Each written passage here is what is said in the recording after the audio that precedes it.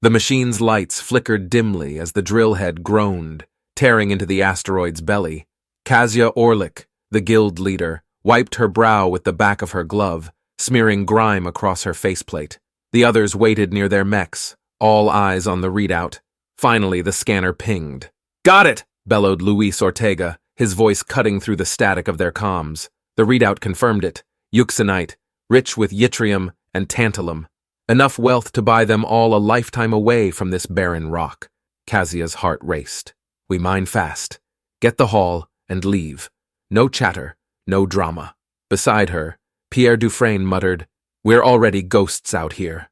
Let's not wake the vultures." For 2 days, the team worked in shifts, the machines gnawing at the asteroid like ravenous animals. Zheng Wei monitored the scanners while Johann Schreiber fine-tuned the mechs. Johann had been jumpy lately, constantly glancing at the comms console. Kasia didn't press him. Stress gnawed at all of them. On the 3rd day, Kasia noticed Johann's absence. She found him hunched over the emergency beacon in their HAB unit. "What the hell are you doing?" she barked. Johann turned, eyes wild. "We can't keep this secret. We need backing. Someone powerful enough to protect us." Her stomach dropped. "You activated it, didn't you?" Johann nodded, his desperation breaking through. "We can't handle this alone. You know that!" Her fist collided with his jaw before he could say more. "You've just signed our death warrant!" The first intruders came hours later. Rogue traders in battered ships, eager to stake a claim. Johann's beacon had been blaring for days now. The miners met the traders in their drilling mechs, industrial machines turned into makeshift weapons. Dufresne skewered the first intruder's craft with a burning plasma cutter, and Ortega's mech crushed another with a hydraulic claw. But the traders weren't alone. Word had spread, and soon the freebooters came, their sleek black ships bristling with weaponry.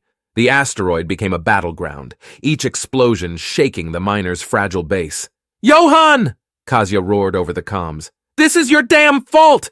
Get in a mech or I'll kill you myself!" But Johann had vanished, leaving only the beacon's coordinates transmitted to the entire system. By the time the authorities arrived, a faction of corporate enforcers with gleaming ships and cold eyes, Dufresne was dead. He had stood his ground too long, his mech shattered around him as he made one last charge. Zheng had to drag Ortega back, his mech sparking and smoking. Inside the HAB unit, Kasia assessed their dwindling supplies. "We can't hold this. We'll mine what we can and burn the rest." Zheng stared at her. "Burn it? If even a kilo of this falls into their hands, they'll hunt us to the ends of the galaxy. Better it dies here with us." The last stand was pure chaos.